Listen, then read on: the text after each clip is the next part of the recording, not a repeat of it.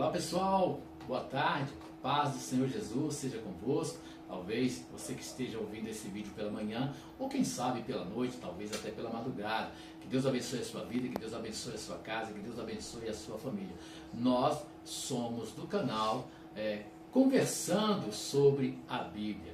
E desta feita nós estamos trazendo para você um tema muito interessante. Eu peço a você que você deixe aí o seu like, se inscreva no canal, e os temas que vamos abordar no transcorrer, não só deste vídeo, mas de tantos outros, vão tratar exatamente da fé cristã.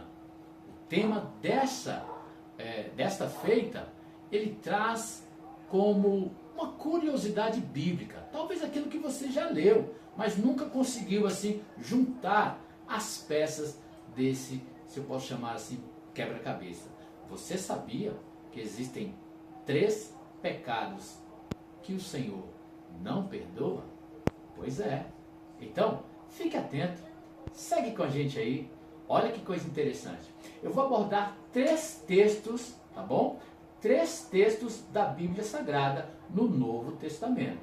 Então você, no transcorrer do vídeo, você pode, fazer o seu comentário. De repente você tem alguma coisa a acrescentar, concordando ou discordando. Tudo bem. Nosso intuito é trabalhar ideias e não criticar pessoas. Respeitosamente, sabe? Instituições, assim como nós também temos a nossa instituição, nós queremos exatamente fazer algo tremendo, que é nada mais, nada menos que levar a você o aclaramento das Escrituras Sagradas. É um peso para nós, mas é algo que nos conforta, é algo que nos alegra, é algo que verdadeiramente nos dá um ânimo muito tremendo em saber que algum dia você teve a abertura do seu entendimento através da cooperação deste canal. Olha só, eu vou ler, como eu disse, 3 textos inseridos na Bíblia Sagrada. Um deles, talvez você conheça, já de cor e salteado. É Mateus capítulo de número 6, versículo 14. O outro está em Mateus capítulo de número 12, versículo de número 31. E o outro, para fechar, nós vamos abordar esses textos dentro aí de uma situação exegética, hermenêutica e também uma aplicação também para que você possa crescer na graça e no conhecimento. O outro é Hebreus capítulo de número 6, versículos de número 4 ao versículo 6. Então, vamos lá. É interessante conversar sobre perdão, E às vezes a gente tem determinadas orações que nós fazemos a Deus em nome do Senhor Jesus e não obtemos a resposta.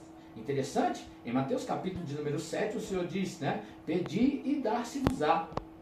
Há uma canção muito interessante, Deus não rejeita a oração.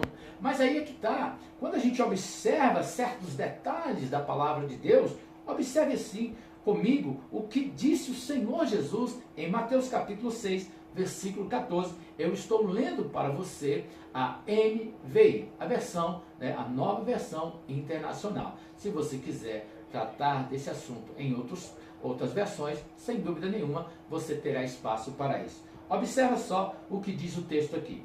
Pois, se perdoarem as ofensas uns dos outros, o Pai Celestial também perdoará vocês. Versículo de número 15, versículo chave.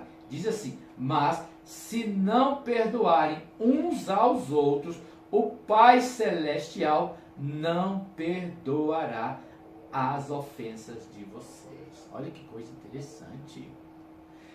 O texto, que a gente pode chamar aqui de contexto, nós estamos falando da oração que o Senhor ensinou. É interessante, eu vou apenas frisar, eu vou até endossar para que você entenda bem esta situação. É lógico, que a oração chamada por muitos de oração modelo, ela traz no seu bojo, na sua essência, a seguinte, digamos assim, linha, de conduta. Observe só. Pai nosso que estás nos céus. santificado seja o teu nome.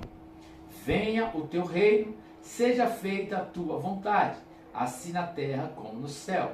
Dá-nos hoje o nosso pão de cada dia. Perdoa, olha só o versículo 12, que é o versículo chave, né? Perdoa as nossas dívidas, assim como perdoamos aos nossos devedores. E tem a sequência, você sabe, né? Esta oração modelo. Então, olha que coisa interessante. E como eu disse, o versículo chave, a âncora, né? O elemento principal. Deus não te perdoará se você não liberar perdão para alguém. Eu não estou falando aqui, e eu não vou entrar no mérito, não é a questão agora, não é, tá, sobre maldição hereditária, não é isso. É apenas a situação pela qual, veja bem, às vezes há momentos que retemos o perdão para alguém. Um exemplo claro é daquele credor incompassivo. Já lembraram desse texto? Ele devia um certo valor grande e, segundo as Escrituras, ele não tinha condição de pagar aquela dívida. Todavia, chegando ao seu Senhor, parafraseando o texto, ele rogou, né, de forma súplica, de forma, digamos assim, de quebrantamento de coração, o perdão da sua dívida. Foi-lhe concedido o perdão. Todavia, um conservo seu que lhe devia coisa mínima, ou bem menor do que o expresso anterior, veja bem, ele agarrou aquele homem e forçou, diz a Escritura, a pagar o quanto lhe devia. Aquela história foi contada ao seu Senhor. Todavia, ele é chamado novamente a prestar conta. E então o que aconteceu? Não devias tu, pois, fazer o mesmo que eu fiz contigo? Pois eu te perdoei a tua dívida. E agora, tu não fizeste? Olha só como que a coisa é séria. Vamos então entrar aqui num outro texto que é muito, muito interessante. Em Mateus capítulo de número 12. E fala, você já conhece, a respeito da blasfêmia contra o Espírito Santo. Isso é muito sério, tá? Eu não estou falando, não é questão de você estar criticando quem fala em línguas, não é isso, tá? Mas tenha muito cuidado. Se você não tem condições de entender, ou você, sabe, pisa em cascas de ovos, eu vou ler aqui o texto para você ter noção do quão sério é isso aqui. A partir de Mateus capítulo 12, versículo 30 diz: aquele que não está comigo está contra mim, né? E aquele que comigo não ajunta, espalha. Versículo 31 diz assim, tá? Por esse motivo eu digo a vocês, todo pecado, preste bem atenção nisso, todo pecado e blasfêmia serão perdoados aos homens, mas a blasfêmia contra o Espírito Santo não será perdoada. Olha que coisa. O que é blasfemar contra o Espírito Santo? De forma resumida, é atribuir ao diabo, ao demônio, tá? Algo que foi feito por intermédio da ação do Espírito Santo, como é o caso do texto e contexto aqui. E para fechar, nós vamos pegar um texto lá em Hebreus. Esse texto, irmãos, ele é um texto de grande discussão teológica, tá? Existem escolas que defendem uma posição e não é o caso aqui. Eu vou apenas tratar do assunto que a gente entende por ser apostasia da fé, tá? Então, o apóstata, ele corre sério risco. Ele está correndo um sério risco se ele não se converter, não abandonar, no caso, essa heresia, esse pensamento herético, digamos assim, essa crença naquilo que ofende a Deus e a sua palavra.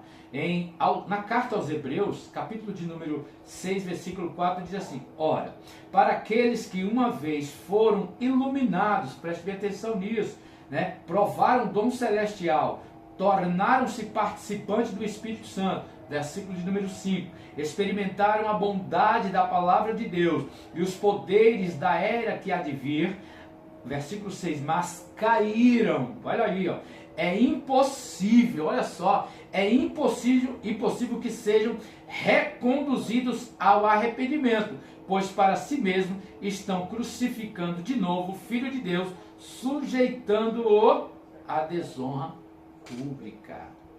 Então, aquele que é apóstata da fé, ele também não recebe perdão. Está escrito no texto, é impossível. Então, relembrando aqui, para que a gente possa fechar, né? Quando eu nego, quando eu retenho perdão, eu também posso estar cometendo um grave pecado contra Deus. Então eu também não serei perdoado. E a blasfêmia contra o Espírito Santo.